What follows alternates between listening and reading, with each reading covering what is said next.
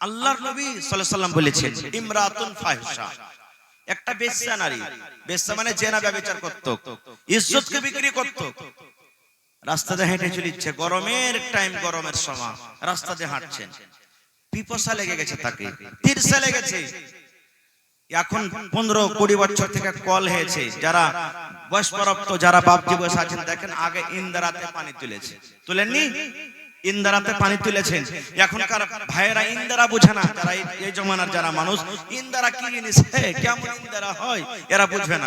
ইন্দারাতে পানি তুলেছে, তো রাস্তা দিয়ে মহিলাটা হাঁটছে, জেনা ব্যভিচার করেছে, রাস্তা দিয়ে হাঁটছে, দেখছো তো একটা ইন্দারা, আর ইন্দারার চারি পাঁজরে একটা কুকুর জিভ ব্যবহার করে দেখ মাটি চাটছে, হেসফেস করছে খুব, কেন? পানি পান করবে বলে। কিন্তু কুকুর কি কল দাবতে পারবে ভাই? কুকুর কি ইন্দারা থেকে পানি তুলতে পারবে? পারবে না।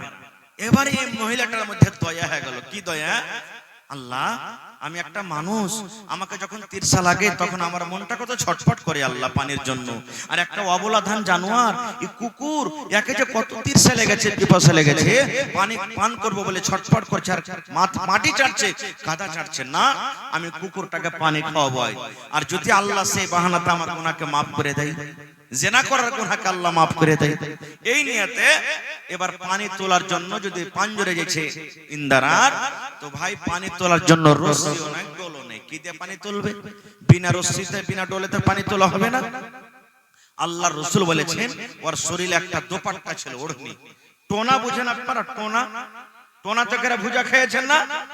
ওই টোনা বানিয়ে দিলেও, আর টোনা বানিয়ে করে আস্তে আস্তে আস্তে কোন রকম কষ্ট করে ডুবিয়ে ডুবিয়ে ডুবিয়ে টোনাতে হালকা একটু পানি উঠেছে, আর পানি ওঠা পর এরকম ভাবে একটা পা দিয়ে সুন্দর করে একটা ছোট্ট গর্ত করে ওই পানিটাকে ঢেলে দেওয়া হয়েছে, আর কুকুরটা এসে জিভে দিয়ে চেটে চেটে চেটে, দেখবেন কুকুর অন্য ছাগল বকরি গরু ভৈষার মতন চুম করে পানি খাবে না, ও জিভে দিয়ে চেটে চেটে চেটে চেটে পানি খাবে।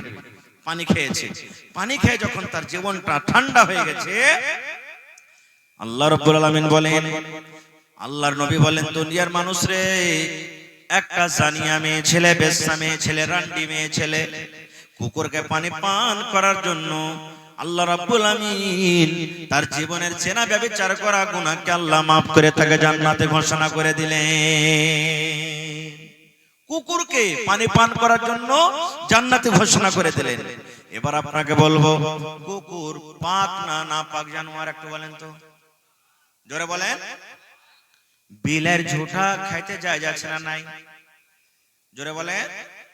বিলাই যদি আপনার থালিতে মুখ দিয়ে দেয়, বিলাই যদি আপনার তরকারিতে মুখ দিয়ে দেয়, বিলাই যদি আপনার ভাতে মুখ দিয়ে দেয়, ওইটা ঝুঁটা পাক আছে, ওই ঝুঁটা আপনি খেতে পারেন।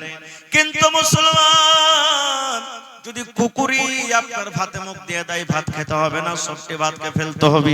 কুকুরে যদি রুটিতে মুখ দিয়ে দেয়, রুটি খেতে হবে না, এত নাপাক জানোয়ার, রুটিটাকে ফেলে দিতে হবে।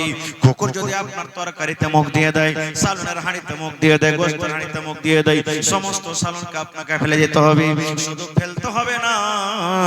আল্লাহ নবী বলেছেন, কুকুর এত বড় নাপাক জানোয়ার, এত বড় নাপাক জানোয়ার, কুকুর যদি বার্তানে মুখ দিয়ে দেয়, কুকুর যদি হাঁড়িতে মুখ দিয়ে দেয়, কুকুর যদি বদনাতে মুখ দিয়ে দেয়, কুকুর যদি গামলাতে মুখ দিয়ে দেয়, এত নাপাক জানোয়ার, এত নাপাক জানোয়ার।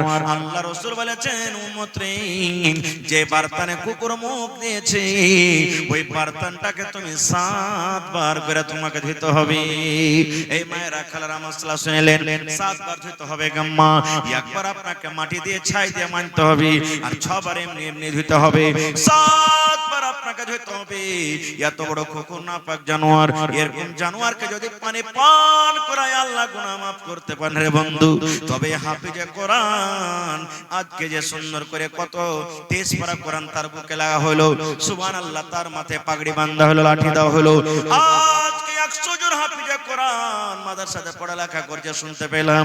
সে হাফিজে কোরআন যদি আপনি খানার ব্যবস্থা করে দেন, থাকার জন্য যদি রুমের ব্যবস্থা করে দেন, নামাজ পড়ার জন্য যদি চাটাইয়ের ব্যবস্থা করে দেন, যদি তার পড়ালেখার জন্য যদি টিচারের বেতনের ব্যবস্থা করে দেন, বলেন আল্লাহ রাব্বুল আমিন আপনার জীবনের গুনাহ মাফ করবেন কি করবেন না? করবে ভাই। কুকুরকে যদি পানি পান করে আল্লাহ জিনার গুনাহ মাফ করতে পারে বন্ধুরি, তবে হাফিজে কোরআনের জন্য, আল্লাহর কোরআনের জন্য যদি আপনি 10 টাকা 20 টাকা 100 টাকা 500 টাকা দান করতে পারেন, আল্লাহ রাব্বুল আমিন সে আপনার গুনাহ মাফ করতে পারেন কি পারেন না? করবেন না? জোরে বলেন করবেন না ভাই? করবে। তবে ভাই রে, আল্লাহ তাবারক ওয়া তাআলার কোরআনে কত পারা আছে ভাই? জোরে বলে 30 পারা আছে। দান তো আলহামদুলিল্লাহ যত যে পেরেছেন দিয়েছেন। আমি আপনাদের সামনে ছোট্ট খাট্ট, বেশি নয়, 5 থেকে 10 মিনিটের মধ্যে 30 পারা কোরআনের দাম নেব। আজকে দেখছি কোরআনের প্রতি মহব্বত ভালোবাসা আছে কিনা, এই মাদ্রাসার প্রতি মহব্বত ভালোবাসা আছে কিনা, এই মাদ্রাসার প্রতি আপনি দয়া দেখাতে পারছেন না কিনা। আজকে যদি মাদ্রাসা না থাকতো, আপনার সামনে যে কয়টা হাফেজ হলো মাওলানা? 8টা হাফিজে কোরআন হইতে পারতো ভাই? জোরে বলেন হইতে পারতো? জীবনে পারতো না। কত মন খান খুশি। আপনাদের কি ইচ্ছা হয় না যে আমি বেটাটাকে হাফিজ করব, একটা বেটাকে কম করে আমি মাদ্রাসাতে পড়ালেখা করাবো? আল্লাহুস সামাদ। দেখি ভাই 30 পারা কোরআনের জন্য 1 টাকার 1000। কোরআনের দাম আল্লাহ ছাড়া কেউ দিতে পারবে না। তবে 1 টাকার 1 পারার দাম দেখি কোন আল্লাহর বান্দা আছেন মাওলানা, আমার মা মারা গেছেন, আব্বা মারা গেছেন, দাদু মারা গেছেন, স্ত্রী স্বামী মারা গেছেন, তাদের জন্য আমি 1000 টাকা দিব। যদি না পারেন 500 টাকা, যদি পারলে 10,000 টাকার টাকা যদি দেন মাওলানা, আমি 10 পারার দাম